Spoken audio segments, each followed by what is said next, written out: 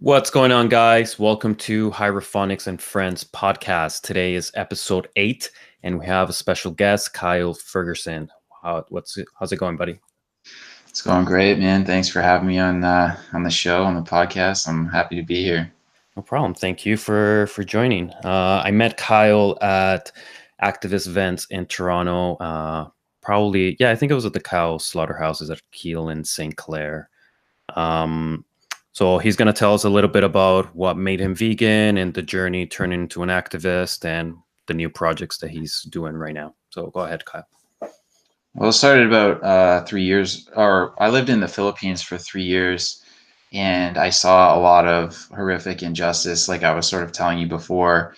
When I lived in the Philippines, like I kept on seeing like orphan children outside of expensive, lofty churches selling flowers, and I kept looking the other way, sort of because of my upbringing. And I was always told in Sunday school that I was specially chosen and stuff like that. But I also saw like dogs in cages on top of roofs, surrounded by barbed wire fences without water, in tropical temperatures and direct sunlight. I would also see this kind of stuff. Like I saw like just so much savage torture, and I would look the other way, sort of maybe just because like I was kind of programmed like to not really kind of question divine authority when I would see that. I saw it like it anyways, but I sort of had this like kind of belief that I didn't really have to care about that because I was going to heaven anyways, and it didn't really matter because like why should I really care anyways, right?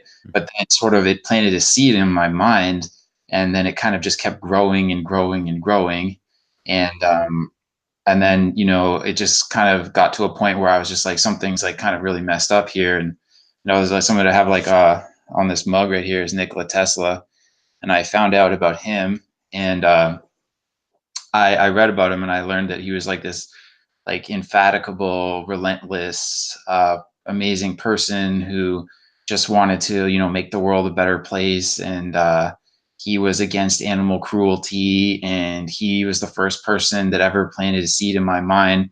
That he said that he recommended eating a plant-based diet, and he said that like it was better for mechanical and physical function, and it was more frugal to eating on a plant-based diet. So I was just like, wait a minute. So then I started studying all of like the dairy and the meat industries and the egg industries, and then realized that like my public school teachers in the curriculum, they were lying to us like year after year by saying that we had to eat protein to become or we become deficient. And then I started realizing like that's really sick. And then so I was like, wow, like that's really crazy. And then I saw, I was at my cousin's one day, and I remembered Nikola Tesla said every effort should be made to stop the cruel slaughter of animals, which must be destructive to our morals. And it just sort of flowed together, like where I studied him for a while. Like I'd listened to the Life and Times of Nikola Tesla by Mark J. Cypher, which actually took Cypher 17 years of work, daily work, and I've spoken with him quite a few times about this. And so uh, like I was over at my cousin's, and then he's like, "Oh, there's this video that's going viral right now. There's a lady like Anita crying. She was arrested for feeding pigs water." And I was like, "What?" And I saw it, and then I remembered Tesla's quote, and then I was like, I got to take action on this. So I went to her trial, and I listened to the trial, and like I was there like through the whole trial, and I was like, "Wow, these people are really evil. Like it's crazy, like it's nuts." And then that I got a copy of Cowspiracy, and I watched that, and I was like, wow, like there's like such horrific pollution like in the Philippines. Mhm. It's so bad that in Manila that we could be like standing across from each other and wouldn't be able to see each other like clearly. And then like if you look across like the city, like it's foggy, like in and I saw a post from Leonardo DiCaprio recently. Just about 7 million people died last year from poor air quality or air pollution. And it's just going to Jesus. keep getting worse and worse. And then like I know that it's not nearly as bad over here like in Canada right now, but it's just like only a matter of time before like that kind of seeps and like oozes across like eventually. And it's just like 17 of the hottest years have been since the year 2001. And it's just completely unsustainable. And I know like the animal agriculture industry is like the leading cause of ocean dead zone, species extinction, rainforest, habitat destruction, water pollution. Like within the next 12 years, we're most likely not even going to have any like rainforest left. Like the Brazilians just going to be all teared down, and that's for cattle grazing. And then by the year 2048, it's projected that we're going to have fishless oceans. So it's like within our lifetime, we're going to have like severe, severe problems unless we like really take action now and do something about it. And that's why, like, you know, I co-founded the Light Movement with Chris McGinn, he's an unbelievable person. Like he's just unbelievably relentless. He's dedicates like his whole life to, you know, to making the world a better place and posting on the Light Movement and stuff like that. And, you know, I'm very grateful for the opportunity to be part of that because you know, I want to make a difference and make sure that, you know, future generations have a like a planet to live on, and then, you know, that it's you know, to eliminate like as much suffering as we possibly can too, because it's needless torture and suffering that is completely unsustainable on top of that. So yeah, I mean, vegan is definitely the way to go. Hmm.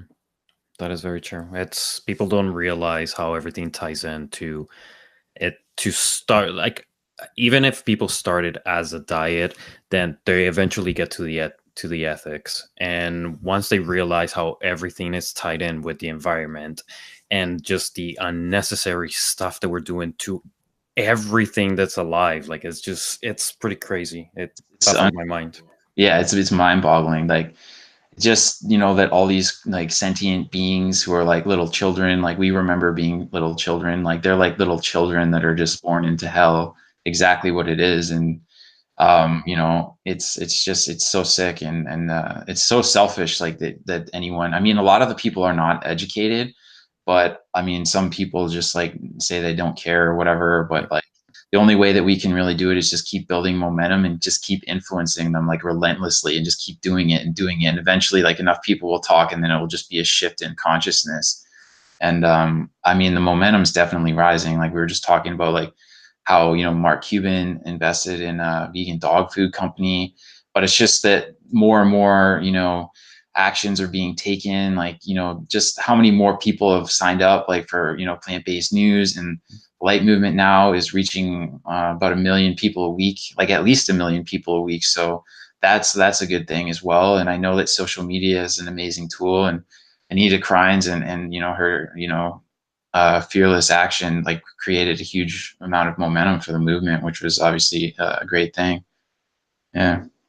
I've seen it on every time you go to an event, you see that the numbers are growing. The more people are being more in support of being there and taking action and just raising the awareness. Like you never know what is the one piece of content, photo or video or written words that might switch that on somebody, and then they'll look into it and then wake up like we That's did. right. Yeah, yeah. It's all just about, you know, the light and like shining light on into people's minds and getting them to think about things they never thought about, and just being relentless and you know, doing the best we can. I think no, there's going to be a march in Cincinnati that I'm planning right now for May 11th, but going to be doing more actions just in the future. I think marches are like a really great thing. I learned from there's a book called The Magic of Believing, and Claude Bristol talks about marches and like how leaders in the past have made a difference, like, or, you know, with marches, because marches changes like the energy, like there's energy transformation Hmm. in the universe from marches, and like so many people wake up with that, like, you know, they see that there's a cause worth like you know, there's like, you know, people are taking action for a cause, and it gets a lot of people talking, and that's how you build momentum, like by getting people talking, right? So I think that's really important, and just being active. I mean, another really great thing to do is Anonymous for the Voiceless. The Cubes of Truth are excellent. Like you can influence, you know, hundreds of people in one night, and then all those people go off and tell their friends. It's like a huge domino effect. And obviously disruptions are really good. We went into a keg restaurant, and 250,000 people watched that last year, and it was like it built a lot of momentum. So I mean, all those things, like people, you know, they notice that kind of stuff, and a lot of the Yep. people still haven't ever had the opportunity to think about it, but it's a very like rewarding and fulfilling thing to do as well. So I mean, because you know you're making a difference, so that's a good thing as well. Yeah. Yeah, like how what started my journey too was because there was some activists doing a protest outside of Loblaws like 2 years ago. And I Yeah. got one of those flyers and then in one weekend watched like three documentaries and a bunch of speeches and then next thing I know, me and my ex went vegan. Nice. Yeah, that's amazing. Yeah, it's just the action that like creates more action. And I have a friend, her name's Jen, and she said that she lives in New York, and she said that she saw like a fur protest, and then she thought about it, and then she just joined in, and then she like went vegan like pretty much right away. And I mean, I've been at different activism events, and people will be walking by or passing by and say, "This is just such a great thing. Like, thank you Hmm. so much." And you can really feel like that energy, like, really clean, good energy from people. And, it's, it's not really like necessarily like other people's fault. Like a lot of people are not educated. Like I spoke with Sean Munson, who directed Earthlings last year at Farmer John's Slaughterhouse. And he said like the first thing, towards going vegan anyways is become educated and learn the industries. And that's what I did. Like I watched Cowspiracy, I watched The Cove, and I watched Earthlings, and I fasted for 6 days and 2 hours because I knew that like there was addictive chemicals in those products, and I knew I was going to have probably a hard time overcoming those addictions. But then, after the 6 days, like I was good, and I just made that decision that I'm never gonna be part of, any of this animal exploitation or eating animal products or anything like that ever again. And I feel still, I feel great, honestly. Like I'm pretty much the strongest that I've ever been in my life, and in really good shapes. And I don't, I'm much lighter than I was. Like I mean, like going vegan, you seems like you lose a lot of weight anyway, but I'm lighter, like, and that's probably better anyways. But I'm just saying, for it's for the greater good, for like, for nonviolence, for like compassion, for world peace, because like Tesla said, it's destructive to our morals. We don't need to be doing that. Like it's completely unnecessary. And cows are eating more food than the entire population of humans. Like that doesn't even make sense. And they're just, they're tortured. They live the worst lives, and then they're killed. So, it is really horrific injustice. And they're not treated. They live terrible lives, especially dairy cows. And then then they truck to slaughter, and they fall in the trucks, and they get trampled. And then like most people still don't really know about like the truth about the dairy industry, but it's definitely going mainstream, and more people are learning about it. But I think that, yeah, in 10 years the dairy industry will pretty much be gone. But for now we still gotta We keep got to keep the pressure on for sure. pressure on them. Yeah, because like they'll do everything they can to indoctrinate people. Like it's a really sick how they'll do that at the expense of the victims. Like it's sick. It's and like people don't realize how harmful this stuff is to your body. And Yeah, then you're harming yourself. You're putting those poor animals through just hell for no freaking reason. yeah, no reason. And we're like taking a dump onto the planet to Yeah, top it off. yeah, yeah, and it's just like our fresh water is just getting destroyed because Yep. of the runoff. And a lot of like the animal runoff's not treated. It just goes into our fresh water, and it's just like we're gonna end up with severe freshwater problems in the future. And it's a human rights issue too. Like working at these slaughterhouses is hell for them too. Like the workers become sick, and like they have to work in these terrible conditions. Like you go to the slaughterhouse, and they're all just like chain smoking, and like they're super unhappy. Like they're just like it's a terrible thing, hell on earth, literally. And where we met at at St. Helens Slaughterhouse, Genesis Meat Packers, and there's also a tannery. Like it just smells there. Like it just Yep. smells like foul, and it just your intuition, you just know you shouldn't be inhaling that air because it's filthy, and it's polluted, and it's not doing anything for the greater good. It's literally just just greed and exploitation and evil. It's evil. That's exactly what that is. Like when cows are eating more food than the entire human population, and then there's 795 million people who are either starving or malnourished on this planet. Like it's sick that that could even be happening. It's greed. And cows take up like 5 acres of land, or 2 to 5 acres of land, and then you only get 250 pounds of animal flesh from their body, and then you could be growing 40,000 pounds of carrots on each acre of land. So it just doesn't make any sense. So yeah, it's just a complete waste. But there's a good book, Howard Lyman, Mad Cowboy and No More Bull, and he's an ex-cattle rancher who he refuses to eat meat, or he's vegan. He's been vegan for over 25 years, and I've spoken with him a few times about this, and I've studied him a lot. But he just says how sick it is too. And I mean, it's those industries are terrible. And if a fourth generation like rancher can get out of it, then anyone can get out of it. So Exactly. yeah, I mean, and yeah, so that's basically, well, I just think that it's, the times are changing, but now is the time to act, and now is the time to change. Cool. When did you come up with the idea, or when did you think that you had an idea for a book, and how did this book come about? Well, I had been writing it.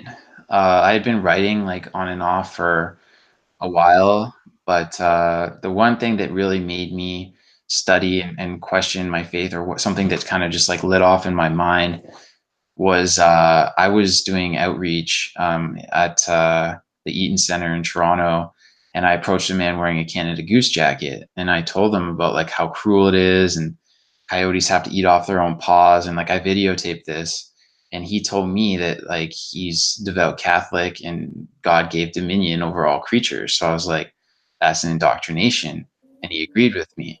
But then I started to realize like I got to study like all this, like the Bible and stuff. So I started relentlessly studying that, and I saw that it does say that, but it also says a lot of other things. Like it oppresses women, says it's okay to like, slavery is okay, and um, like raping women is okay. Like um, it says a lot of things in there that the average person would have no idea about. And then so I kind of realized that like somebody had to question this, because a lot of people are like don't really think about this kind of stuff. And I realized that there's a lot of cruelty and a lot of money like within these organizations. Like they have tens of billions of dollars, right? But that was just like sort of something. And then I don't know, I just felt like it was like an absolute must to do it. And I I just felt like, I don't know how long I'm going to be here. One of my good buddies died in a motorcycle accident in August, and I realized that like time is your most valuable asset. You don't know how much you're going to get of it, so it's good to be able to pass on wisdom to future generations. And like, if you can, do whatever you can to like enlighten more people or whatever. I think that it's rare for somebody to, live in a developing country for 3 years and then be able to share their experiences as well. But I also kind of realized that I thought that they would, give me some fulfillment too as well, and then be able to talk about like, my life experiences or whatever as well. So, I mean, those were kind of like my reasonings behind it. But I also thought it was really interesting how, like Voltaire, for example, like he also was against animal cruelty, human rights activist. And he's someone that I study. Like his books were burned. Like he questioned like the divine authority. Robert Ingersoll, Thomas Paine, like they all had like these, problems with the church. Like, and I don't know. I just thought that it was really interesting. And like, I think that I really do think that there's a lot of people out there, like the way that I was thinking, that none of these kind of injustices really apply to them, because they can just kind of live their lives and then just go pray, and then everything's kind of relinquished. And animals don't go to heaven anyway, according to the Bible. So it doesn't really matter to them. You know what I mean? So those are all things that I like. I mean, I when I was younger, I tried to read the Bible, and I didn't have like very good command of, reading in the English language. Like my buddy, when I lived in the Philippines, gave me a Kindle, and I didn't really like, I hadn't really read that much before, like only R.L. Stein just, but he taught me how to like get books and access information that I wanted to read. Right. And that's sort of how like my mind just kept opening up more and more. And then I wanted to read more and more. And that's sort of like how I learned more about the animal agriculture industry too. And like, they connect, like sort of like this indoctrination on people. Like the animal agriculture industry is sort of indoctrinating people, and then I feel like the churches are indoctrinated people too, because like they're telling them that like they have to believe or they're going to go to hell forever, and like Mhm. they're specially chosen, but like that doesn't really matter to them, or like whatever. You don't like, if you that, so it's just like, but it's just interesting because like people who started revolutions were questioning this stuff, like Thomas Paine and Voltaire. Like Thomas Paine, if it wasn't for Thomas Paine, like we probably wouldn't even have like, well, we wouldn't have anywhere near the freedom that we do now. Like he was a big part in the American Revolution and the French Revolution, but he also was like a, a man that like he risked his life to stand up like to horrific injustice, and I think that that is really cool, especially during those times. Like it was a much different times back then, and like you'd be killed like if you did that, like that stuff. Like for what we're doing now, like it's pretty, like we're getting away with a lot. Like even just like shining light on the animal agriculture industry and questioning this kind of stuff. Like what they used to go through was just like it was nuts. Like, but yeah, I mean, I don't know. I just thought it was cool, and like I just kind of got lucky. Like I met one of the most famous authors, David McCullough, when I was in Boston in June, and he told this story in his book about the Wright brothers who gave up their regular attendance at church because they were told that like God didn't want a flying machine in the sky, but they had listened to Robert Ingersoll, and he said that every mind should think and conclude for itself. So they were like engineers. They were making bikes, so they already knew that they could do it. They were just like just relentless, and they never gave up. So I just think that the rational thought like should have been shared, and or like my thoughts, whatever. Like I said, like everyone could, you know, write a book and it could help someone else. You never know where that could go, right? And like I was reading a statistic, like 83% of people want to write a book, but less than 1% do. And it was like a challenge, and I worked on it for 7 months straight. And but I had been writing for a long time anyway. But not, then after 7 months or whatever, finally finished it. So but yeah, I mean, that's what I've been working on. But I mean, you know, it's a good accomplishment. Like I do have it here. Like I'll give you one, or whatever. It's awesome. Yeah. But yeah, man. But yeah, so you know, that's I just thought that it was like an interesting project, and like my goal is sort of expand consciousness too, because I was talking to a guy earlier today, and he said that he was doing missionaries for Mormon church, and he was in developing countries, and you would see all this poverty again. But he said that he was just like knocking on people's doors and like using his time and resources trying to get them to like convert to the Mormon church, but not like really try to help people in any other way. And then this just goes back to Swami Vivekananda, who was like, that's who Tesla followed. I was like, who does Nikola Tesla follow? Like this guy is just so amazing. But like then I found this one verse that Vivekananda said in his the complete works of uh, his complete works, and he was like writing at a time where he would have to like go into caves with like candles and like just Right. like bare hands, and he was writing this stuff. Like this is like we have computers now, like we can communicate at the speed of light pretty much. And but he said that in the 1890s, like Christians went to India and they didn't give any rations. They just built churches, and people starved outside of the churches. Wow. So, and I was just like, you know, 10 years ago, if I read that, I was just think that that guy was crazy. Hmm. But I saw with my own eyes, like when I lived in the Philippines, like there's all these slums, families living in cardboard boxes, and children selling flowers, like orphans with no parents. And it's like, it's the same energy that you'll feel when you look inside of the, like the slaughterhouse trucks, and you see the dairy cows, and they're looking you in the eye, and Yep. you can like, yeah, it's like the same type of energy. And like Swami Vivekananda called it Akasha.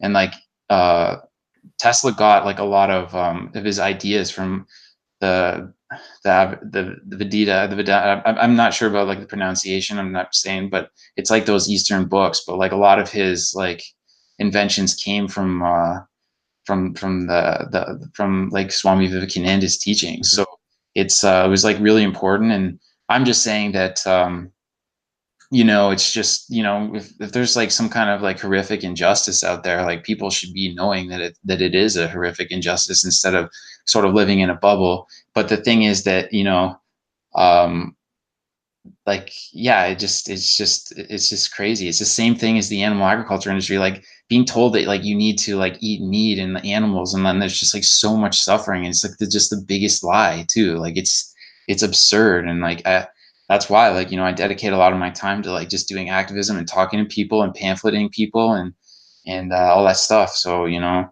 but it's a rewarding thing, and I want to, you know, make a difference and get rid of the animal agriculture industry. Honestly, I don't like it. Like, it's terrible. Like, I don't like seeing animals being trucked to slaughter. I know like how much torture they go through too. Like, pigs are kept in like gestation crates, and like they're raped. Like, they're not just artificially inseminated. Like, no one gives humans permission to like impregnate them, right? Mhm. And then like they like live in darkness. They don't even like see the light of day. And then like they're another huge issue with the animal agriculture industry is the fact that antibiotic resistance. Like, that's going to be a huge problem. Like, in the future, by the year 2050, it's estimated that more people are going to be dying from antibiotic resistance than cancer, which is like over 10 million. Will be over 10 million people, which is insane. And it's just greed and capitalism, which is another problem in my opinion. Like, it just all feeds to the top, like these like greedy people. And it's just like it's time to change. And the time to change is now. Otherwise, there's not going to be, a future planet Earth, and or like not that's habitable for, for us. That and Yep. yeah.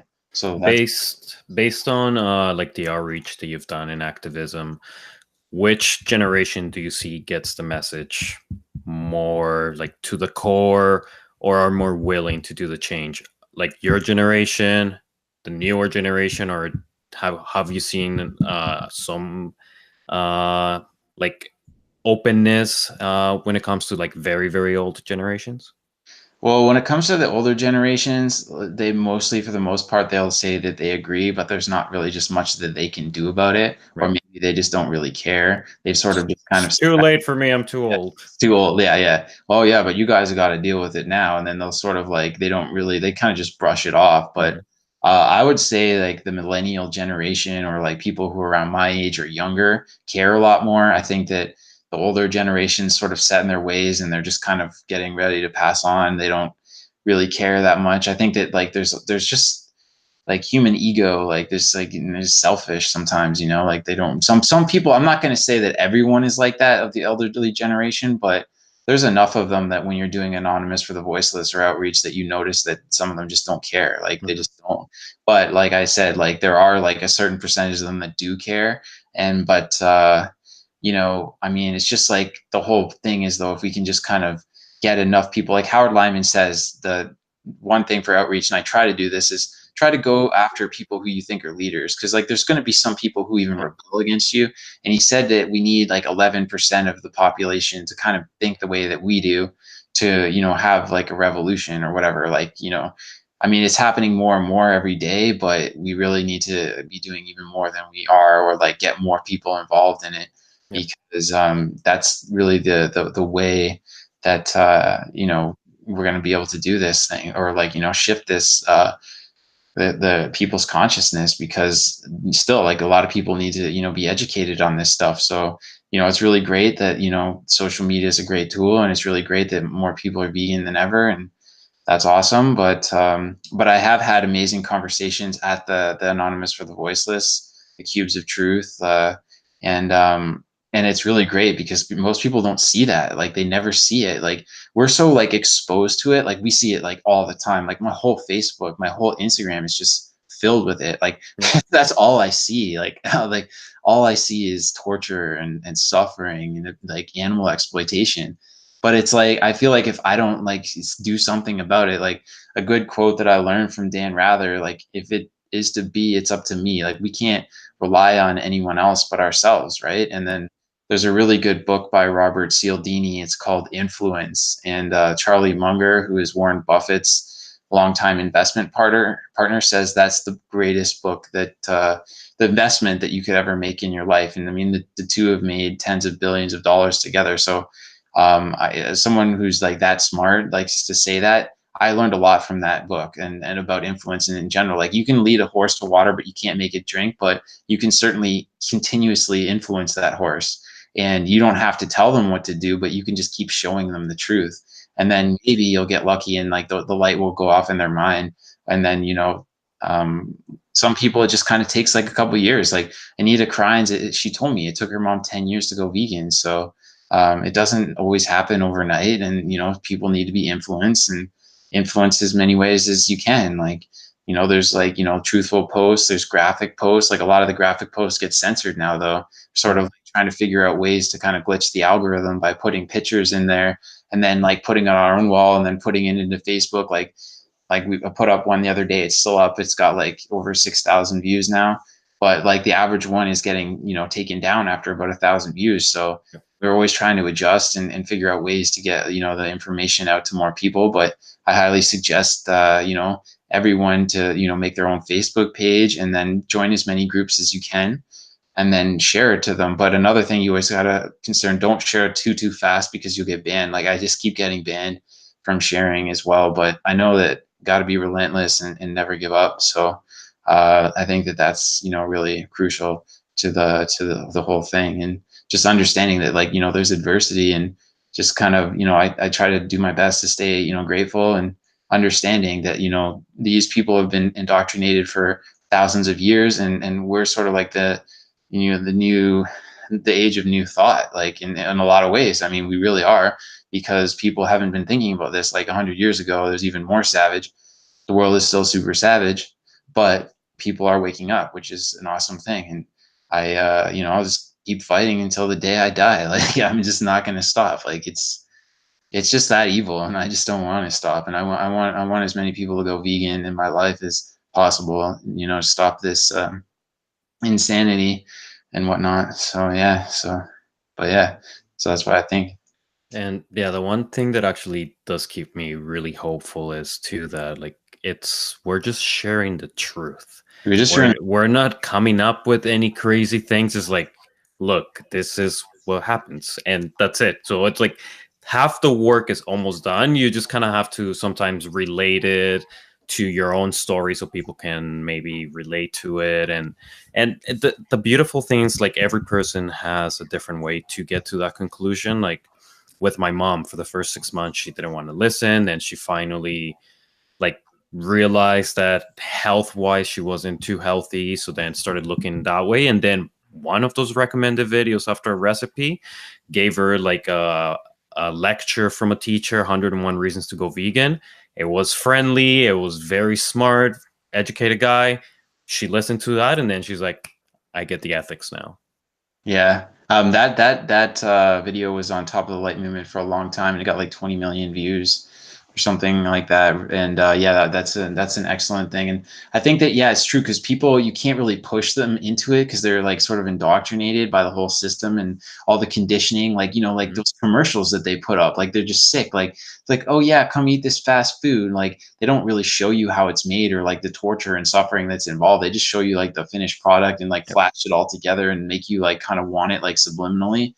And like that's just sick. And but I think having compassion for other people and understanding that it's really not their fault. And you can't really like scream at people because they were conditioned in a way that was outside of our control, and we just sort of like got lucky to break free. But that's really great, that your mom like saw that. And it's true, like you're saying, like it was in a smart way that's not like in their face, because people don't like to be told what to do. They got to Mhm. figure it out for Exactly. themselves. It's like you can keep planting seeds in their mind. That's what I think about it. Like I learned that from Voltaire too. He was just like the master at planting seeds. Like he wasn't trying to force anyone to change, but if you just keep putting in enough seeds, eventually they grow into forests. Like one of the things that also super influenced me to become an activist, and I just like absolutely couldn't stand it, is bear bile farming. I learned about bear bile farming from the Calvin Air Foundation, and I saw a video of it and I was like, holy, like this is insane. And then it just kept growing on me.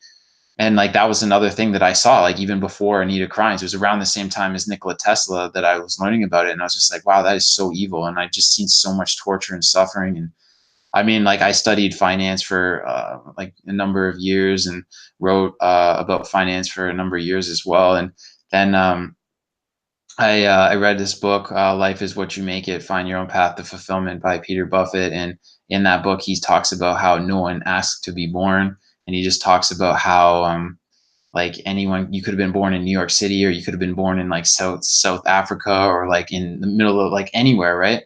So what I'm just saying is that like I have a lot of compassion just in general for all of these like animals who are just put into these situations that are just fucking sick. Like Yeah. it's so fucking sick. It's It's it it's it's a nightmare, man. yeah, it's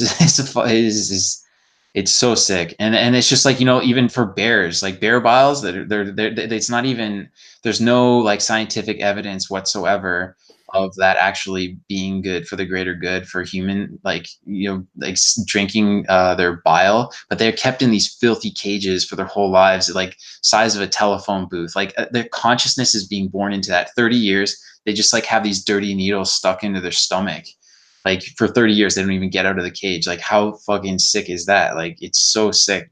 And then it's just like that all ties into like vegan stuff too, because like pigs are like go through that too. Like pigs go through that because they're kept in gestation crates, and it's just it's so sick that that's happening. But I mean I can't comprehend like what someone's really thinking, because you'll be doing outreach, we'll be at the slaughterhouse, and then you'll get like some resistance from a lot of people. Like some people even have thrown bacon at us, like some people give us the finger. It's like it happens. There's just people out there. There's a certain percentage of the population that is just like insane. And like to me, like I think that like if you have no compassion whatsoever and you want like animals to go through all that suffering and pain just so you can like eat a meal, like that's not right. Like it's just it's crazy in my opinion. Obviously, it's like it's destructive to our morals. It's terrible for the environment. It's completely unsustainable. So, but I was just saying, like the bear bile industry had a huge lasting impact on my mind, and just like wanting to take action on that stuff, because that's some next level stuff. Like what I saw honestly in Asia is just like I can't even sometimes even describe how much like torture and suffering that I saw with animals. Like it's unbelievable too. Like I saw it with my own eyes, but then it's even worse. Like when you talk about bear bile, like that's just nuts. But I'm just I just it's good to talk about this stuff though, because most people don't have any clue. I was 30 years old or whatever before, or maybe 20. I was 28 maybe when I 29. I'm 32 now, but when I first like learned about, like I think, well, I've been vegan for over 3 years now, so I guess it was 4 years ago when I started to learn about that stuff. But it does take time, like, and then the more that people become influenced, the higher probability that they're gonna take action too. So, Mhm. but I mean, even like little baby steps, like towards people going vegan is a great thing. Like I got a friend and she just like stopped she's stopped dairy now. Like she wasn't vegan before, but like I don't think she was really thinking about all this stuff too much before she met me. And I just just trying to like direct her and towards going vegan. And if she keeps building momentum, that's like a great thing. But yeah, I mean, And definitely lead by example. yeah, Like, leading by example is massive. Like that is a huge thing, because like people have it in their mind, like, oh, like who is this, or like who do I know that's like vegan or whatever that I can sort mhm. of relate to in this spot. And then they have that like person, and they're like like they know that like they have someone that they can relate to, that someone else that is vegan already, like because the average person is not vegan obviously, but like there's more and more people that are going vegan, which is definitely a super awesome thing. And I think that yeah, leading by example is the way, like the only real way to lead. And that's like a huge thing, and understanding that leading by example is the most powerful thing. And people definitely notice that, and that's a great thing for sure. And it's great too in our community that we have like people in such different roles and kind of like paths of whether it's career and dreams. Like we have authors like you, we have people that do video, we have people that do photos, we have musicians, we have all kinds of just full-time badass activists, people that are in fashion, models, every type of um, like careers, age, race, to show people that like it's not just a one race or a one type of person. Like anybody can do it at Yeah, any stage of life, yeah, and you're gonna be happier and healthier, and you're just gonna like you can go back. You can't. yeah, exactly. Yeah, if you could live a happier, healthier life without engaging in unnecessary torture and harm of others, and why wouldn't you? Right? I mean, like that's something that Chris says all the time. And like it's just unnecessary torture and suffering for no purpose like whatsoever, except for sensory pleasure. And like animal flesh is not actually human food anyway. I mean, we're really designed to eat fruits and vegetables Hmm. exclusively. And it makes sense. Like, we're indoors right now. Like, this is sort of like climate temperatures, we're designed to like pick like fruits off of trees and eat plants. Like Julius Caesar, this is just like off like fact, but Julius Caesar's armies used to complain when they would have to eat meat because they didn't get the same energy from eating meat. And you have to cook meat anyway, so it destroys all the enzymes. Like, we're not designed to eat meat. Like, our teeth are flat, like our molars, and we're not we don't have our intestines are 3 times as long as carnivorous animals, so it's not human food. And then we're the only species that drinks milk after weaning from another species. So like, for those reasons, I mean, I just I just would never want to just be part of like that ever again. And I just feel like, I like James Aspie says, like, it's karma too. Like, Yeah, for yeah, sure. Bad energy and all that. bad energy, yeah. But I think that, like, what you said is like extremely important, that anyone like can join the movement no matter what, like no matter what age or anything like that, and that's an awesome thing. And it's obviously massively encouraged that everyone, as many people as possible, join the fastest growing social justice movement of our time, because it's important, and everyone does make a difference, because it's it builds momentum, and it raises awareness. And um, it's super super great to be part of it. And I'm very thankful that I was born as a human, and that I didn't have to go through what the animals go through, because Hmm. it's unimaginable. Like, for me, like, I mean, like, I it's just the sickest stuff. So I mean, but I mean, like, that's just one end of it too. Like, if it's like that would be just one thing. But like, it's the environment, it's like our water, The it's future of sugar. our race, Yeah, literally, exactly, yeah. and everything in this planet. Like Everything. everything will die, and yes, Earth will restart, but it'll be better off without us. But at the same time, we can do something and still be here and live happy. But it's, yeah, well, you know what, it still gives me hope, because just seeing how much change has happened, even just in the short 2 years that I've been vegan, Yeah, when 2 years ago, prior to that, I never even heard the word vegan. I didn't know what a vegan was. I knew about vegetarians, yeah, but didn't hear about vegans, never saw activists or heard about that type of activism for animal rights. right. And even just seeing like big companies now doing the vegan meat, like the A&Ws now, this big change that you never thought they would even want to try, even if they're doing it for money at this point, which that's why they're doing it. They're opening that demand and that option that people, if they're going to follow the money. So if we keep demanding those vegan products, they just want to make money, and then the byproduct is not harming animals. Yeah, exactly. That's true. And I mean, like, yeah, I mean, we are facing the sixth mass extinction, but we're just, decreasing the probability of even, ever becoming an interplanetary species anyways, because Mm-hmm. That's true. Yeah. you think about how big the universe is. There's got to be some, other planets that we could habit, maybe Mars, maybe other ones. But by destroying this Earth, and then, uh, we're just leaving, zero probability for interplanetary species for us to become one, right? So, anyways, that's just another thing to say, though. Anyway, because it's possible that we could, and it's possible that we could be in other galaxies in the future. And but we gotta make changes, and every like little change, every little influence does count. And that's like a really good thing. And I think that hopefully, like, a lot of people watch this and learn from it. And I think that it will probably build a lot of momentum, because I think that we talked about a lot of really important things. And I'm very, grateful to have the opportunity to speak about this stuff, like I've said, and I do say, like, we're the only species on this planet that has a voice to speak out against these injustices. Mm-hmm. And, that's something to be very thankful for, that we actually have that opportunity, because there's a lot of animals that are, like, screaming for their lives right now in the animal agriculture industry, that would do anything, just to, have a voice and be able to, say something. And like I said, like, you'll see these dairy cows, and they're inside of these trucks, and they're looking at you, and you feel their energy.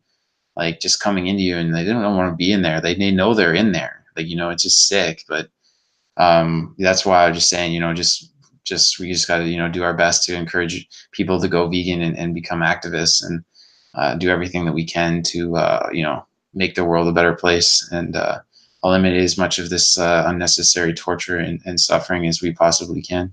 Definitely. Another way to like even start people that maybe are not wanting to open their mind, bring them to a sanctuary. Maybe start with the happy animals so they can pet them and see what not promoting and not giving money and funding all these cruel industries, what the actual result is, which is happy animals, and then bring them to the slaughterhouse vigil. Yeah, yeah, no, that's that's like a really good point, and I agree with that. You see, like I was at Wishing Well Sanctuary with Chris.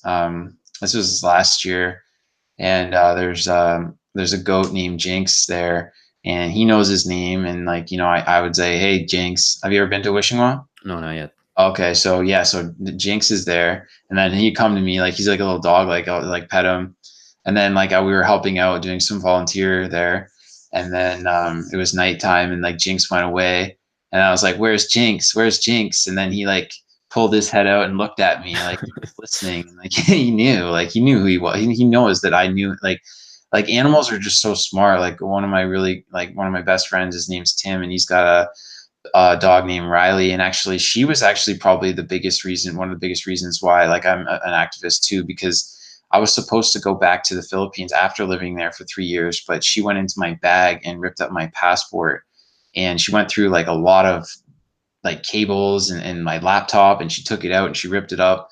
And then I couldn't end up going back there. I never ended up going back there. I did go back there, but it didn't end up working out. And then when I went and ended up going back to Boston, and I ended up like babysitting for her. And then like I started to realize like she knew who I was. Like she knew I was Kyle. Like she was. I started to realize that she was like a little person, but I'd never sort of been raised to understand like how smart like animals are. Like they're not human, but they're like little kids. And then I wouldn't see her for a long time, but I know she's not like always nice to like everyone, because she's just very protective and very cautious. But she'll like say hi and like jump on my lap. And then one time I was in Colorado, and like I just got out, like we were on this road trip with one of my other buddies, and I got out of the RV, and like I took a piss in the forest, and then she ran like 100 meters or whatever to me, just looked at me, said, "Oh, okay, you're okay, Kyle." And I could see that she was thinking that, and then she just ran away, like back to them, like she was like keeping track, like I'm like she was like a little kid, like, or like someone who's guarding or like paying attention to this stuff. Like I'm just saying, like animals are super smart. Like Jinx could do the same thing, or like dogs are like really, like my parents have a dog named, his name's Mason, and when his water dish is empty, like he goes and gets it and brings it. Like he's like really smart. Like like the animals are like little kids, and that's what's so disturbing about. And they feel the same pain that we do. Like Yep. Dr. Lori Marino testified at Anita Krine's trial, and she talked about how she's a doctor, and like that's what she does. She studies this types, and then they feel pain like the same way that we do. And so like just it's just just the whole fact of compassion and love. Like I just like think love, compassion, and gratitude is like sort of the way. And but these like these animals like bring like joy to the world. Like you know what I mean? Like they're very content, and like they live in the present moment, and like they're there for us. Like they're here with us. Not for us. Like they want to be friends. Like they do their best to be friends too, right? Like Mhm. I see like that, that they're motivated to be friends and stuff like that too. So it motivates me more to be, a voice for them, and be an activist. But yeah, so that's a big thing for me. That's awesome. Yeah. A little bit back to the book. So, the book is called Christian Bible. You said you were raised Catholic or Christian? I was raised Christian, like I guess that correctly would be I was raised Anglican. But I would, go to Sunday school, like Anglican, for long periods of time, and that sort of where I was sort of, you know, in my opinion, or like I believe that I was like sort of, well, I was told that I was like kind of specially chosen, and Hmm. that, you know, that all I had to do is believe in Jesus and I go to heaven forever, and that questioning it would make me go to hell forever, or like not believing. And they still say this, like there's a website called Answers in Genesis. And like, I was relentless on this research. Like I read the Bible like 6 times. Like I watched like Ken Ham debate Bill Nye, and I studied them like relentlessly. Like, I mean, like in terms of like, I wrote this book and it took me 7 months, but I've been researching this for years, because that's like the ultimate thing. Like, you know, our lives are, you know, relatively short, but they're trying to like sell us that if we don't believe in what they're saying, that we are doomed for eternity, right? So Hmm. it's a very serious thing. So I really felt like I had to make sure that I was right about everything that I thought and said. But um, Are you still religious, or no, I'm not religious at all, actually. I mean, like, when did you stop being religious? um, when I stopped, like, sort of when I think that actually it was really popped when I studied Mother Teresa, and I was saying that, you know, like a lot of people think she was a saint, but Hmm. she was involved. Like the missionaries of charity were involved in like trafficking children. She was involved in accepting millions of dollars from Charles Keating, who was like, uh, he was responsible for 21,000 elderly people losing their savings. I studied Dr. Arup Chatterjee relentlessly. He wrote Mother Teresa, The Untold Story. He studied her for 25 years. She was keeping people in terrible destitution, as she was also accepting tens of millions of dollars. She had the most cashed up account at the Vatican. Um,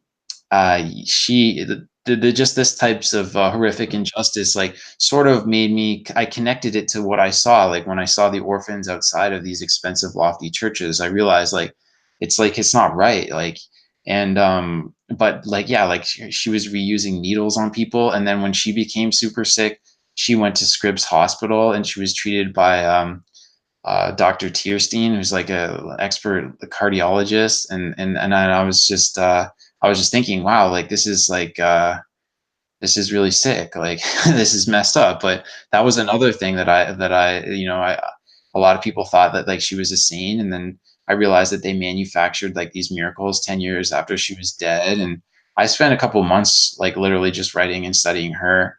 But it pretty much, when I heard her say in an interview in 1974 with Nodlag McCarthy that everything that she believed was blind faith. And when I heard that, I was like, wow, like it's all blind faith, everything about it. Like there's no evidence for any of it. And there's a lot of things that, you know, okay, for example, Noah's Ark, right? Thousands of animals on one ship to go across, you know, uh, the world or whatever, for 375 days. Like, you know, how it's not easy to control thousands of animals, for one. Hmm.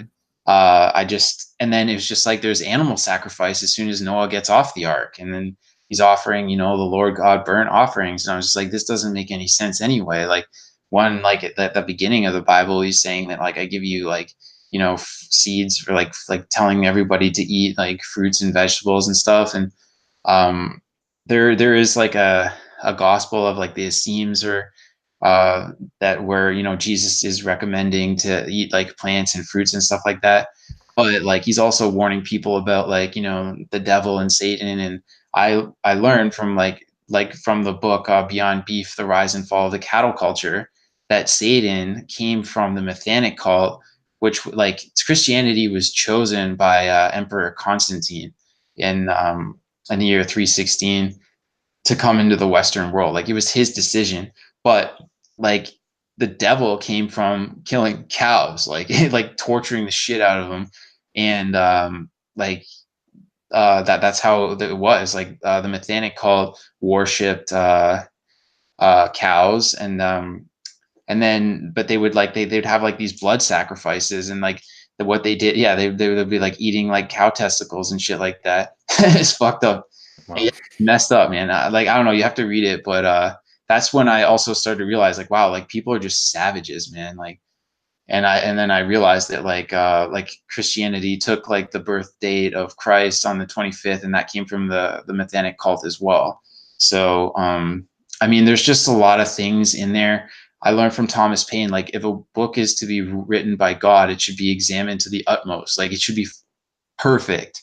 No like discrepancies or like wondered if this is like a fairy tale or whatever, you know. And I mean, it's like a really, really deep thing, because like I know I got into it and it took me like years of like, you know, questioning this stuff to finally like figure it out, like that it's like, you know, that they're in it to make money, like they have tens of billions of dollars. So there's an article by Sammy Said I found that, you know, it talks about like between like, you know, like all the churches, like Catholic Church and the Anglican and the Church of England and all of them, like they have tens of billions of dollars, but then it's just like, what, they can't lift children out of poverty that are right outside of their churches who are selling flowers, they can't go to school, they just can't do that, like what, because they're not chosen? And that's what they will tell you, like literally that's because they're not chosen. But I was chosen, but I don't agree with that, like, you know. But it's bullshit. It's just because my family had enough money to pay into them.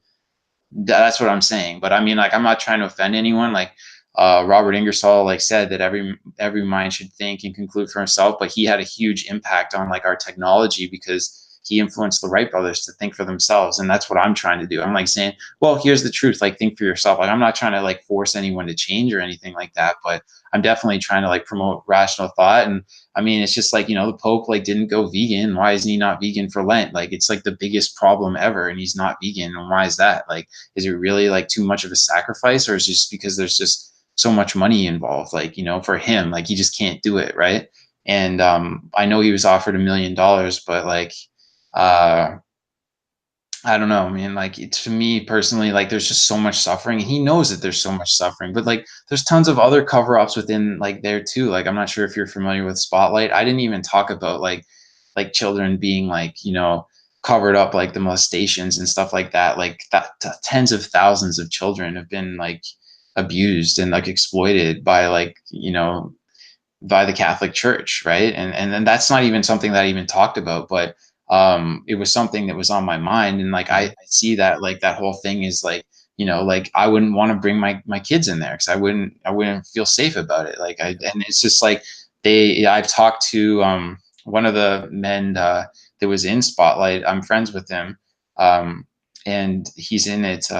For some reason, it's just like on the top of my I can't think of his name right now. I don't know why. I haven't talked to him in a while, but he's in Spotlight. He's like in the at the beginning of it. But I was just saying, like, it's just like I just think that a lot of people don't really care too much about like or have compassion for animals just because like they're sort of told like really not to.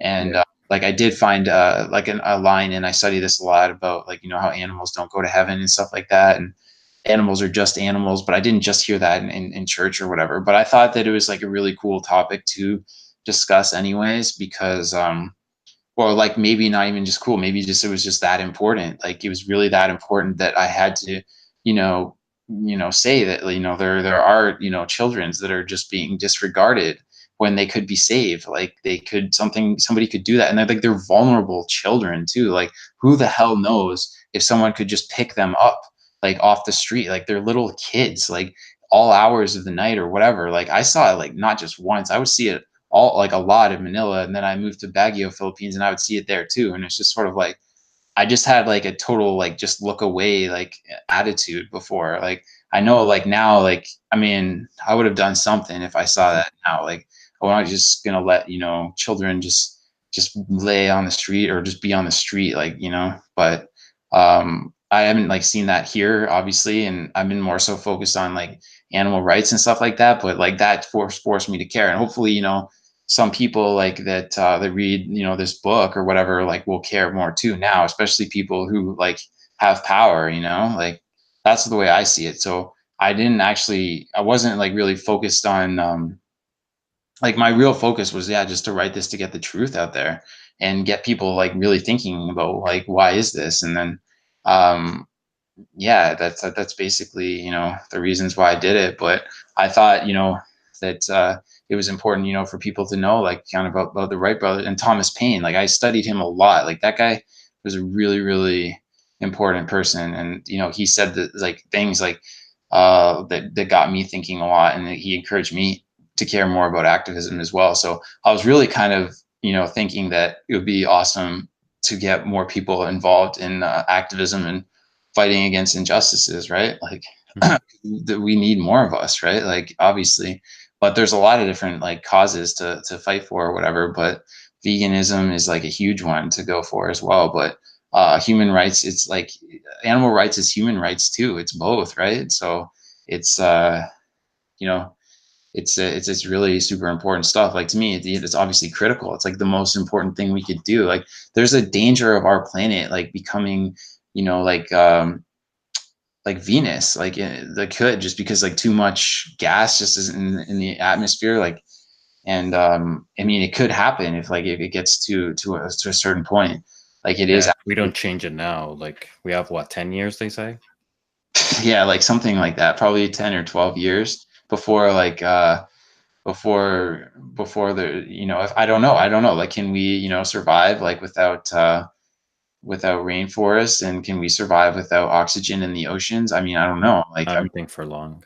not for a super long time, no, but that's why I guess, you know, I'm thinking about that like very like a lot. And I think, you know, like gotta, you know, take action. And you know, like, you know, like feeling the vibration, or like Nikola Tesla said, like if you want to uncover the secrets of the universe, think in terms of frequency, energy, and vibration.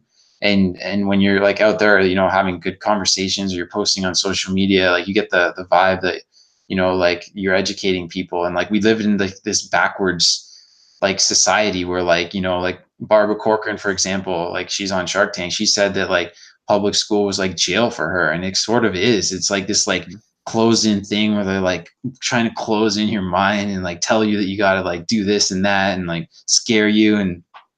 And then they're definitely scaring you into eating animals, like they were. I mean, thankfully Canada has now changed its food guide, but Mhm. it hasn't in the United States. And the United States has like 350 million people, Canada has like 36. So like the United States is so important to go vegan if we Yeah. want to like have a revolution. Like the United States is like the most important country too. But I mean, Canada is so important, obviously, and like everyone, it does matter. But like we gotta get, like, you know, the states to go vegan too. Like that's very important. So, but yeah, I mean, it's just something that I never thought about before, and I think that, you know, Warren Buffett's son really encouraged me a lot just by writing his book about fulfillment, and then realizing that I was getting fulfillment from it anyways as well too. But also just like the importance of everything, like all tied in together, like, you know, the torture, the destruction of the environment, like future generations, world hunger, world peace, like all those things, nonviolence.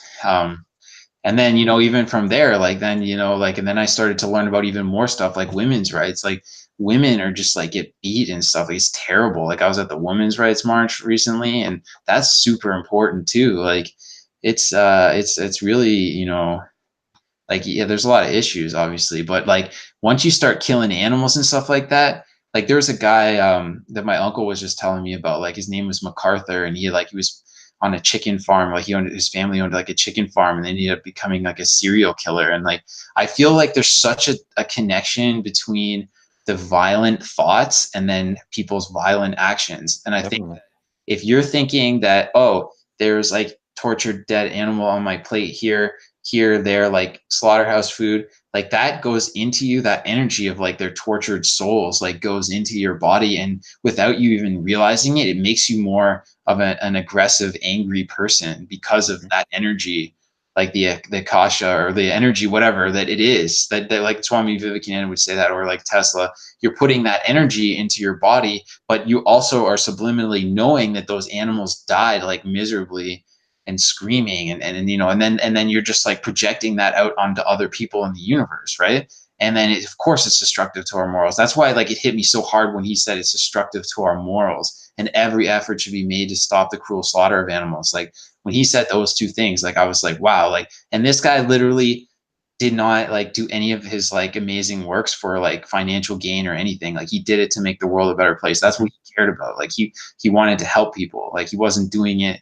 for some like and then like if it wasn't for like, for example, JP Morgan, like he wanted to borrow money from JP Morgan to build the Wardenclyffe Tower, but JP Morgan wouldn't let him do it because he thought that he wasn't going to profit from it. But if he built that tower, like everyone would have pretty much free power, like the whole world, and it would have just like eliminated so much suffering. And like Tesla was like a one of a kind person, but I just think that like, he was, someone who led by example, and someone who was doing something for the greater good. And like you're saying about like somebody who leads by example, like it took me till I was like 27 to even know about this guy. Like I Mhm. know that like there's a statue of him in Niagara Falls, and I know that like, but I hadn't even heard of him until I didn't hear about him in public school or anything. Like he should be in the curriculum, like in my opinion, obviously, like to talk about like great people or whatever, like in terms of like somebody who, actually was unconditionally, like that's like a huge thing. Like you're talking about like unconditional giving, like give to other people, but don't ever expect anything like in return. You just do it. Like when I'm doing activism, I'm just doing it because I want to like push good energy like into the world, like, well, I don't really care. Like I'm not trying to get something out of it. I'm just doing it because I know, like you're saying, like about leading by example, right? So, yeah, and then just like obviously knowing that like if it's B, it's up to us. It's not up to anyone else, and all we can do is our best too. At the same point, right? So, but it is like it's a really like cool, rewarding thing to know that like we are making a difference, and we are starting a revolution. Like it's starting, like, and the more we influence people, the more the faster the revolution is going to build, and that's what's a good thing. That's what I think. But yeah, I mean, Yeah, 'cause they can't keep us shut anymore, like quiet. That's the thing. Like with the internet, we can share everything. And like, dude, imagine a world where everybody, like, it's vegan, everybody's feeling healthy, like Earth is freaking going back to the most amazing form. Like everybody's just gonna evolve in such an amazing way. Like it, dude. I don't. That's the thing. I don't know why people can't imagine that.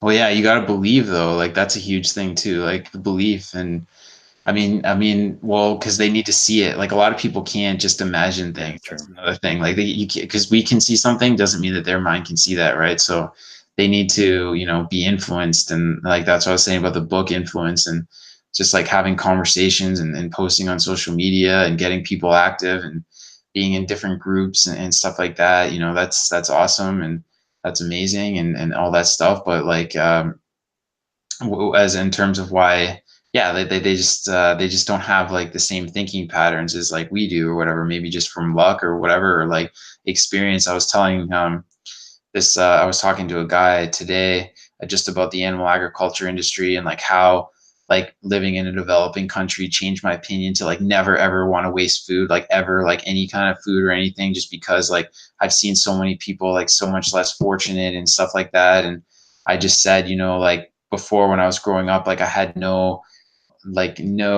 sort of perspective on that kind of thing. But and then now it's just like, I've seen like, these animals and like all this suffering and torture and just unnecessary. And but unless somebody's actually been there, like you'll be talking to someone, like that's why like Anita always says like the importance of going to vigils, but like or Mhm. also like sanctuaries and stuff like too, because then it's like real life, real time, like they see it, they smell it, they feel the energy, like it opens them up to something that they've never like really been part of before. So it's really not their fault. But if they get like that energy in them, like if you can get them to go to like a vigil, like that's massive, or like to a sanctuary or a march. Honestly, marches are really good too, because then that's such an easy thing that they can go to, and then they can see like all the people that are super active, and like there's a lot of The them. energy at Yeah, those the events energy. are massive. Yeah. They're super amazing. Like the energy is super amazing.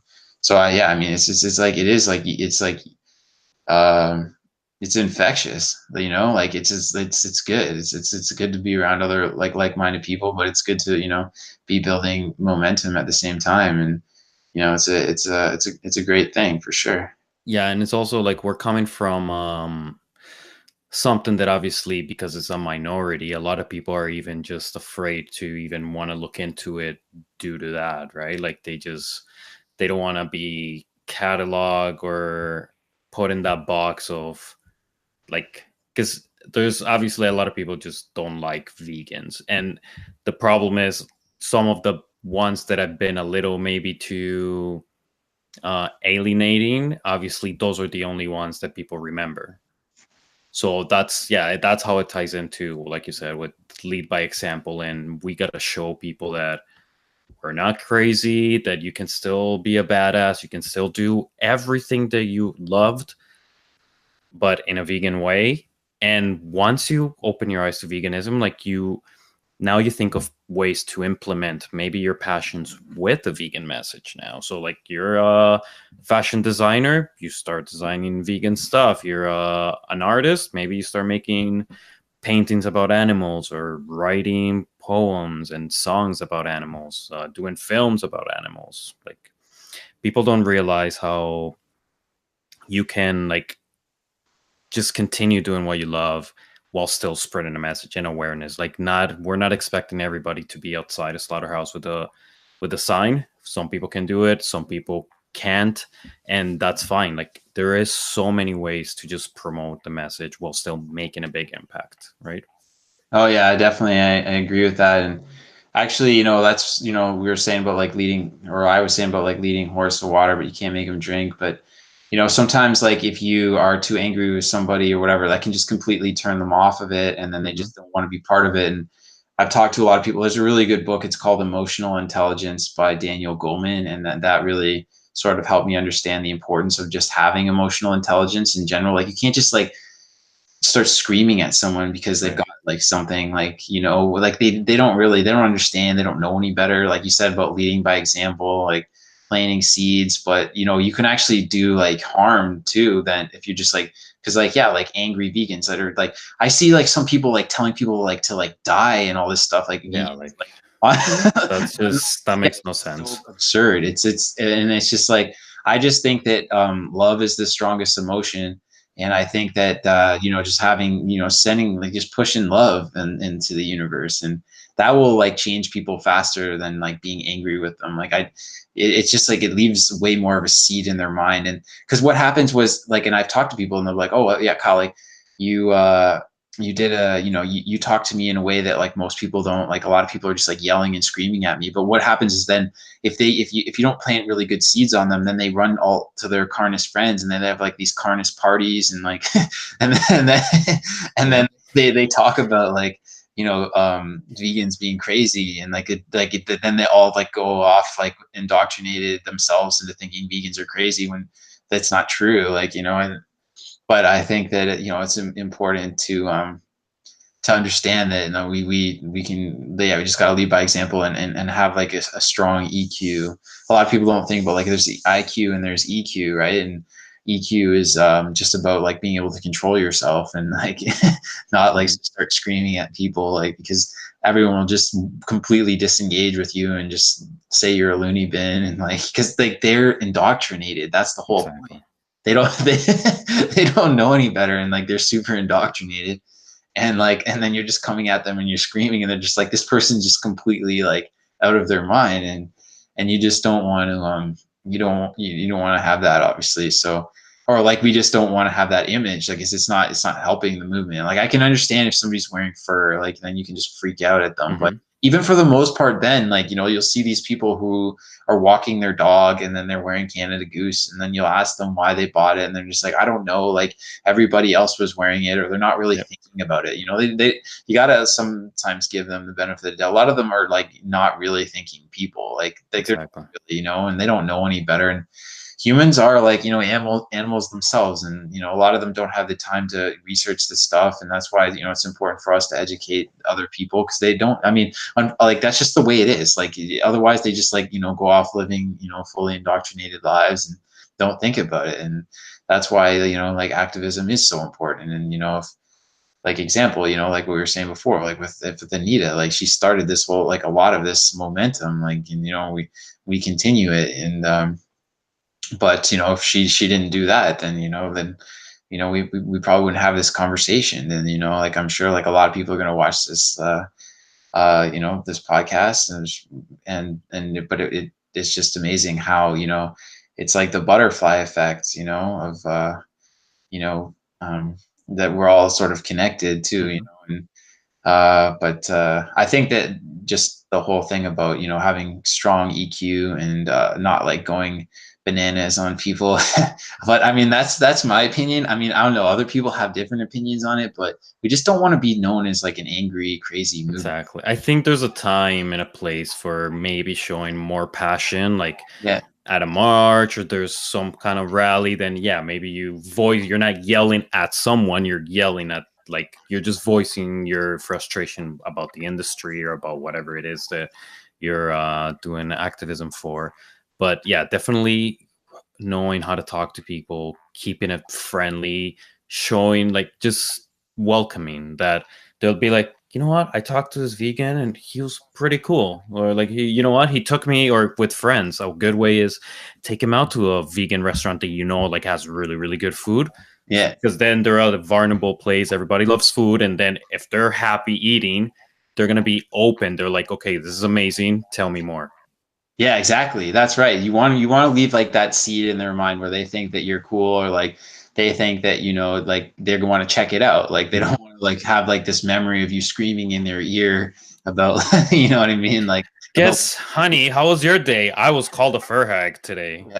Yeah. Not Well, like, oh, baby, did you know that that trim that we have on our jackets is made out of a coyote? What? No way. Let's get rid of him. Right? Like, yeah. Well, here's the thing about that. Like, this is what I see that. Like, I think that if you approach someone and you try to like, be compassionate with them and mhm. talk to them, like if it's a fur wearer, for example, Yeah. and then if they totally disengage with you, if they're rude to you, then yeah, then I'll start yelling at Oh yeah, no, yeah, that's for sure. them. But But, like the but first approach is very at first important. approach them nicely for Yeah, sure, because a lot of the people don't know, and it's not helping anything when you're just screaming in their face when they don't know any better anyway. Like, you would have had a higher probability of getting them to go vegan and be an activist if you'd spoken to them nicely and exactly. planted like a nice seed on them, as opposed to just like um screaming at them, and then now they just think that you're like crazy and they don't know what's going on, and then you know what I mean. So I think that, but I mean, like I have to say, like Robert Banks is like literally one of the best activists in the world, Yeah, and he is a big reason why like all these companies are going for free. Like yeah. he is like relentless. You You know, need them all. Like I yeah, said, there is a time and place for everybody, and like, yeah, yeah, we're gonna have those people that are more on your face, and I'm still cool with it. yeah. Like, 'cause it's, yeah, some people are gonna be like, oh my god, they're crazy, and then somebody's gonna be like, that's what I needed to hear.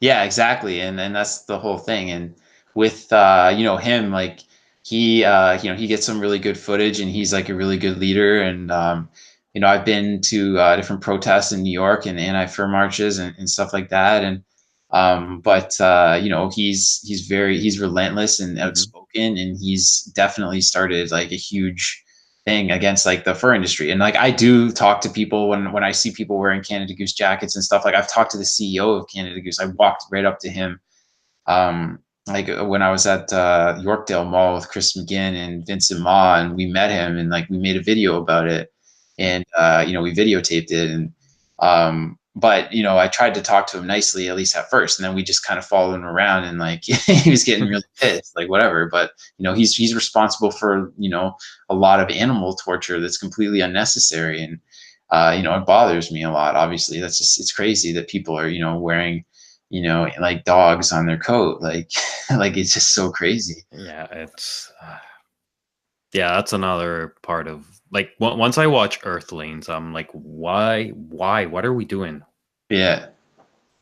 No, it's true. I mean, Earthlings and Dominion. Dominion's the Hmm. new one. It's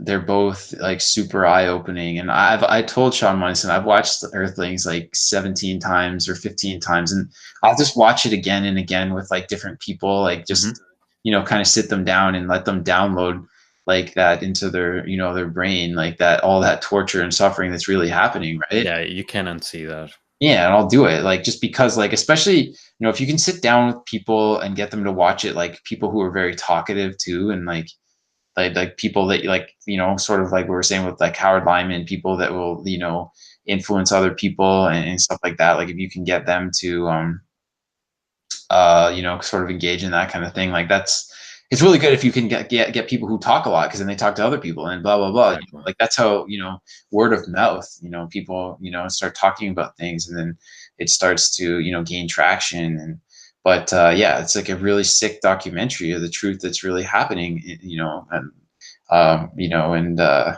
but that's just really is the way. So I mean, just got to keep, getting people, to know the truth, and talk about it, and activism, and marches, and Anonymous for the Voiceless, Cubes of Truth, and all these things. Like, it's just really great to, build, like, for the fastest growing social justice movement of our time, which it is. And um but like you said, like, there's a time and a place to like freak out at people. And like, for a lot of the farmers and stuff, like, who comment like on our posts and stuff like that, I just still try to like send good energy. I Hmm. try to question them, but I never try to like push hate towards them, Yeah, like I never try to do that, because you don't know like what you say to them, what that seed could turn into in like 3 years from now. If you're really nice to them and you exactly. question them in a way that like gets their mind like thinking, and it puts some light into it, that could totally just transform someone like, Howard Lyman, who like totally broke free from like all this animal exploitation. Like, there could be more people like that. So what you say to people, like, gotta, in my opinion, like, even if it's just like the craziest farmer, like, I'm still gonna like try to push love towards them and not like freak out at them. I mean, like, the only way that I um like I said, like, if somebody who's wearing a fur jacket or whatever, and like they're really, won't talk to me at all, like, I'll definitely try to like yell at them and say something to them in that spot. But Hmm. just in general, I'm trying to like, push like good energy towards people, and trying to, influence them in a positive way, and lead by example, and kind of get, people, talking about it, like, veganism in a positive light. And I think that, it really is, going mainstream now. And I think by like, 2020, 2025, like, it's just it's gonna be like epic, like how much things are gonna change, like, Definitely. and yeah. And even people like we gotta think of like people are in general are a little jealous. So then if we show them how much happier and like high energy and we're always feeling good and we look good because of the food, then they're gonna be like, damn, I want to look like Kyle. I want to look like Jairo. What's their secret? Veganism, Yeah, right? exactly. Yeah, I mean, vegans on average live longer, so I mean, there's no reason to not be, Look at all the athletes now yeah. going vegan and killing it. I mean, the strongest weightlifter in America is Kendrick Ferris. He's vegan. Imagine. And, gorillas, hippopotamus, like elephants, they're vegan. Like, horses, vegan. They're Yeah. all vegan, and um, but I think that one thing that is like super important as well is people need step-by-step instructions too. Like, they need to be spoon-fed. So Hmm. kind of gotta like, direct them. And like, there's different websites: challenge22.com, vegankit.com, howdoigovegan.com. I just started a website, kyleferguson.net. I got some different, vegan stuff in there as well. So, and then there's the light movement. There's like, obviously your social media pages as well. And Hmm. um, all those different things. But I'm just saying, like, just in general, like, I have a friend, and like, I see him not like too often, but he's just like, I need step-by-step instructions. Like, people are like, they need to be spoon-fed. Like, they Yeah, really do. Yeah, they do. for Like, sure. they don't like to change, and they need to be spoon-fed. Like, and it's just something that Chris and I have talked about so many times, that, that we got to keep influencing them, and we got to like spoon feed them, like, because they need to. But one thing that is like a really, really strong form of activism is t-shirts, like, and Hmm. that's really huge. So I, what, 90% of the time, actually, I'm wearing vegan t-shirts. Right now I'm not, but I usually do, like, and I'll wear like vegan, like, just like, so it's very obvious that I'm wearing like a vegan shirt. And like, I've been at the gym and stuff, and it will start conversations, and so many people will look at me, like, they'll just be like, oh, vegan, eh? Like it lights up the room, like, when you're Right. wearing like activism shirts, because it gets people thinking about it, and the more people who know and act, the faster it stops. I think that that's a really good line. And it's just like, it's true. Like, like, if people don't know, then they can't act, right? And like even just with the whole thing with planting seeds, I have friends that are they still haven't made the transition or are not vegan. But just because they know you are and you kind of you talk about it and you've discussed it now, like I've had people like they'll be at a random place and they're like, oh, I found this vegan jerky or I found this vegan things. Did you know that this people carry vegan? So they're even looking out for it now. And slowly you don't realize how they're actually planting those seeds. And next thing you know, they'll start asking, hey, where did you get this? Or which thing do you recommend? Like, you never know. It's true. I know. It's just like, um, I know I said 100%. You never know before you know it. Like, they're vegan and like they're activists and, just because of like these little seeds that, you've planted in them and they just start to grow into trees and then they're forests and then Exactly. yeah, yeah. So um, that's like sort of how it all starts. And I think that just having compassion for the seeds, because like when you like are planting seeds, it's not like you're just like, stomping on them and like they don't just turn into trees overnight. Like you got to plant them like slowly, right? And then put some water on it and give some sunlight, and then like more water and sunlight and then they just keep growing, right? But it doesn't just happen overnight, right? So um you can't expect people to change overnight either. That's just not the way. Like we're creatures of habit, so we don't necessarily Exactly. change instantly. And like people have to, it has to like click inside of their mind too. I don't know if you're familiar with like the Price is Right. Do you ever Yeah. watch that show? So like the game Plinko. Yep. Yeah, yeah. So it's sort of like Plinko. Like you might like you'll get the seeds in there, and then like you might bank off like with some. That's true. That's a So good analogy.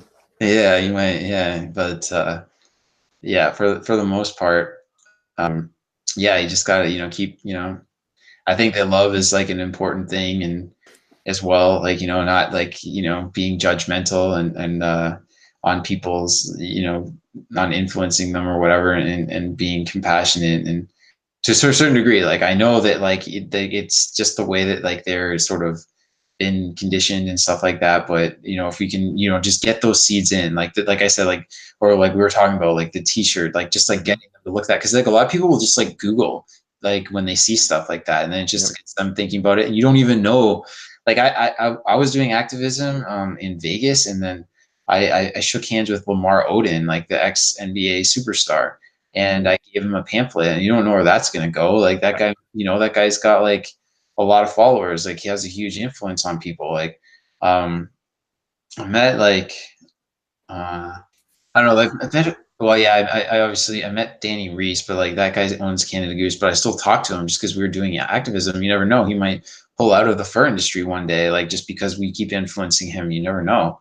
But I've met a few other celebrities. I'm just like can't think of it off the top of my mind right now. But just by being out there, like luck is, or like the harder you work, the luckier you get. Like I Mhm. think that's a really true statement. That's what Gary Player says. He's like a golfer, but it's I think it's true because like you put yourself out there. And then you might get lucky. You might meet somebody who like can reach like 10 million people or something like that. And um, there's there's an admiral. I can't think of the name off my head, but he talks about how like if you could influence 10 people, and those people can influence 10 people, and those people influence 10 people, like within like 100 years, you've got like he was talking to 8,000 different people like at a UC commencement, and it was in Texas. This was a few years ago, and he just talks about influence. Like it's just like just influencing 10 people here, 10 people there, 10 people there. Like the average person meets 10 people, 10,000 people in their lifetime, right?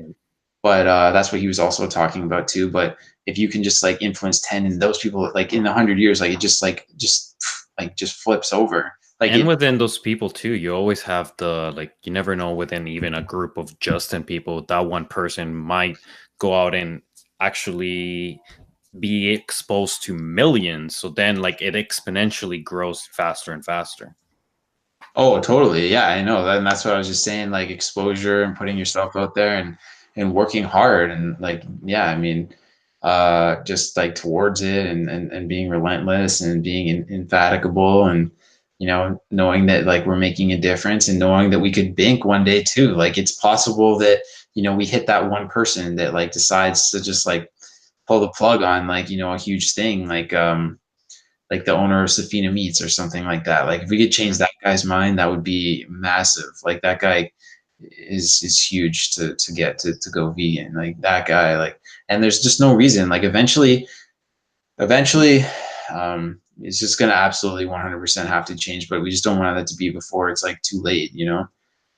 But that's like, but now we can get them to go vegan and the slaughterhouse openers. Like I've talked to, oh yeah, like I've been outside of Fearman's Pork and I've talked to the owner of Fearman's Pork just because I was standing on the island. Like I was standing on the island and I pointed to it. I'm like, that's Fearman's Pork. Like they kill they torture and kill thousands of pigs each day. And he's like, yeah, I know, I own it. And then he just like drives away. Jeez. He's like, it was fucked. But I mean, I don't know. It was like right around the same time too that like it was just like so much momentum. That's what it was. Like just having so much momentum. And then it was like right around that time that ran into Danny Reese too. So, those people are out there, like and They see the pressure, and like there that's must the be so much pressure. Yeah, like in their mind, like they're probably having sleepless nights and like that would be terrible. Like I don't even know. Like they gotta eventually think they gotta fold like their operations, because we're just keeping the pressure on them. well, and they see it like once they start losing money, and then like just with how so many cities and so many brands are going like for free, it's Yeah, putting so much pressure on them now to. I wouldn't be shocked if within the next few years they're like, all right, well now we're cruelty free because let's make more money too from the vegans, I guess. But whatever, if they go cruelty free, imagine like that just doing the pressure finally gets to them, and I can see it happening. Like I think it might happen.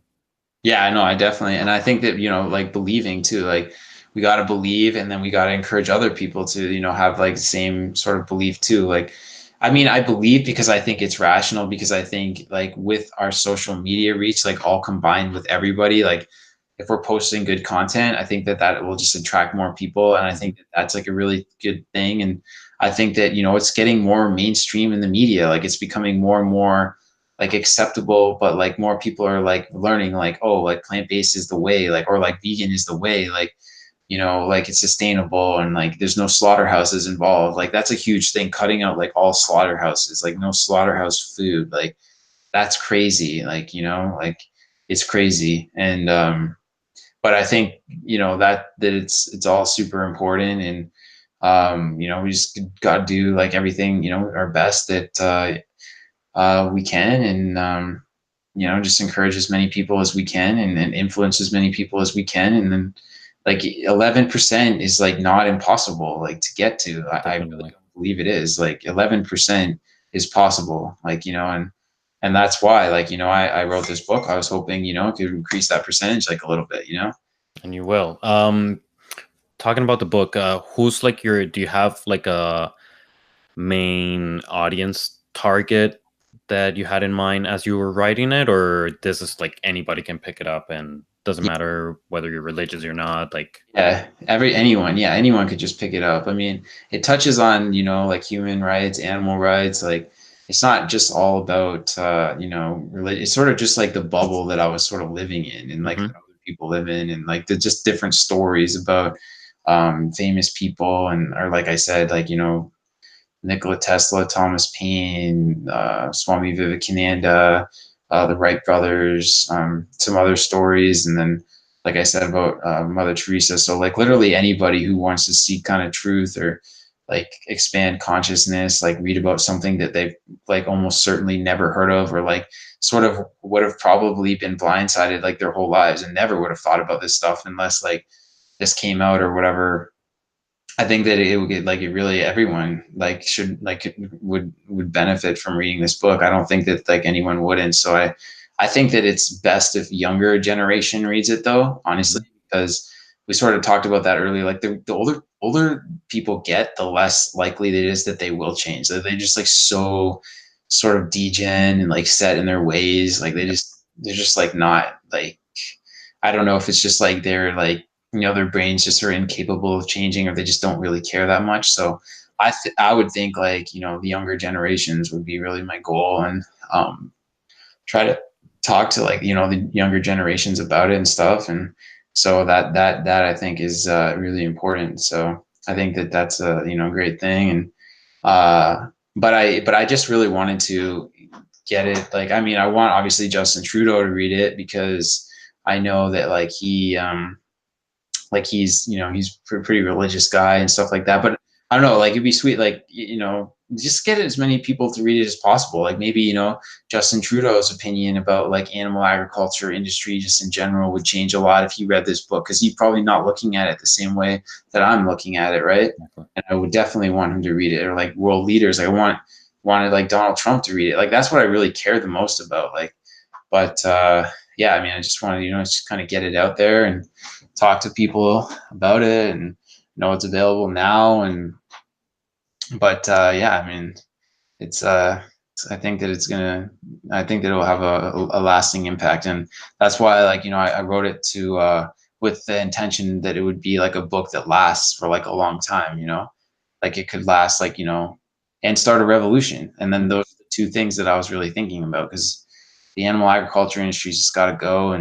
Um, and like, yeah, like that's just what, you know, that was a big part of it. And I was just thinking, you know, get people to have like expand their like their love and compassion, um, and you know, just like kind of really understand like how much of a miracle it really is to be here, and how fortunate we are in every way, you know. And that's sort of what I like my goal was as well. And then I wanted people to not be living in fear, like, because we, who wants to live in fear, right? So I think that, you know, providing people with the truth gives them, you know, the opportunity to, you know, expand their mind, expand their consciousness, and, you know, see the world for what it is, and you know, and increase compassion. And I think that that's a really good thing. And that's why, you know, it's like I call it the Christian bubble, but the it's bursting the bubble of religious fear with love and light. Because I feel like for, you know, for, you know, like probably like 30 years of my life, I definitely was living in some sort of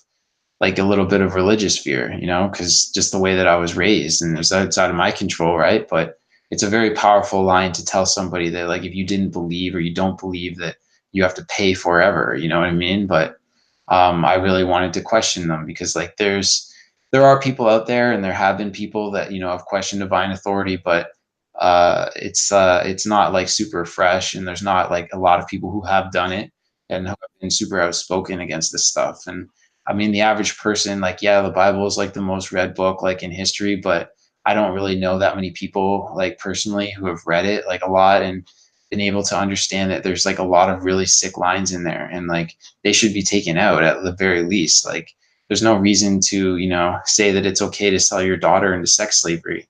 Like, there's over 40 million slaves on this planet right now, human slaves.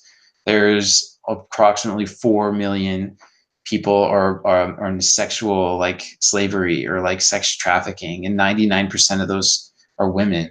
And we're talking about like some really serious stuff. And that's why what we post in the Light Movement about human rights and sex trafficking, because that's a really terrible thing that's happening, you know. And it's a lot of something that people don't think about, but it's basically like that the Bible is like almost saying that like it's okay, you know, it's really sick. And then it's just like, that's supposed to be written by God. I mean, really? And then I'm supposed to be scared to question that, you know? And so that's, you know, I know that like that's a huge issue as well. And I mean, like that's, think about that. Like 40 million people are slaves right now, right? That's more than the population of Canada. That's more than the entire state of California. Um, and it's bad. Like we're really lucky that we weren't born into that. Mm-hmm. And like I think that Einstein's quote of our knowledge of the universe being like a child in a library filled with books written in many languages had like a huge impact on me too. Like, combined with the fact that no one has to be born, like we could have been born anywhere, but we don't know anything about this universe either. Like, it's pretty gnar, like, that we don't know. We don't know. Like, we know like nothing basically, you know. But I mean, we okay. Like the Larry Page says that we're like 0.5%. like in terms of technology. Hmm. Like if that's like it means anything towards like the amount like we actually know, then it's just like our knowledge is very limited of this universe. That's what I'm saying. Like I'm talking not just even the planet, but the universe. Like it's just Yeah. expanding, and we don't know what it's made out of. It's just expanding, you know. Like there's like I don't know. It's just it's amazing, you know. Like when you really think about like you know the universe and stuff like that. And obviously, that's like sort of a different thing, but in terms of like how lucky we are and in every way, and just to you know have the opportunity this day and age to just like write a book and then just like Jeff Bezos has already like created Amazon, so it was just possible to just like put it on Amazon Kindle. Like I didn't have to create my own publishing company. Like Right. when Voltaire like was publishing things, had to go like through like 15 different steps, and he wrote for like 18 hours a day every single day, and like had to handwrite everything without computers. And we just have like computers technology, like you know just like communicating like right now on Google Hangouts. We didn't even have to create that, you know. It was just like Yeah. there for us, you know. You just had to like flip a switch and we could just talk like, and that's pretty And it's free. and it's free. Yeah. I mean, that's just the age that we live in, right? I mean, it's pretty, it's super sick. So, you know, yeah, there's a lot, you know, to be grateful for. And I think that, you know, being able to teach people like, you know, to be grateful for things is a blessing too, because I didn't really see things that way until I traveled and, lived in the Philippines. Cause, I feel like in Canada, like in Ontario, it's very materialistic. I don't know Hmm.